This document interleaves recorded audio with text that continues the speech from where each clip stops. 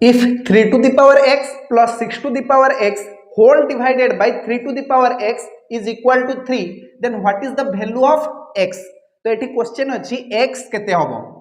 ए question को हमें केमिति सॉल्व करबा देखो जस्ट हमें एठी 3 to the power x divided by 3 to the power x लिखिबा plus 6 to the power x divided by 3 to the power x is equal to 3 बुझियला वर्तमान ये तो कैंसिल है कि 1 आसी गला 1 plus 6 to the power x divided by 3 to the power x ये जो 6 अछि या को हमें लिखिबा 2 times 3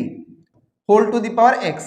divided by 3 to the power x is equal to 3 ये जो प्लस 1 अछि से आर पाकु जे कि -1 हे जिवो हमें जानि छु 3 रु 1 वियोग कले 2 तो ए पाखरे कोन आछि देखो 2 to the power x into 3 to the power x divided by 3 to the power x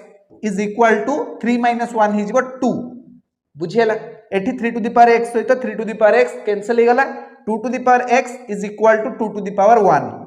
केते पाइले हमें ना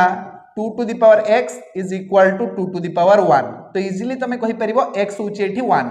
x रो वैल्यू केते आसी गला 1 आसी गला बुझियला ना जदि तमे ए क्वेश्चन रो सॉल्यूशन बुझी पालो ताहले तम पय गोटे क्वेश्चन अछि एठी कुह x रो वैल्यू केते आसीबो कमेंट सेक्शन रे लेखि कि जणाओ ए क्वेश्चन रो सॉल्यूशन कोन हबो।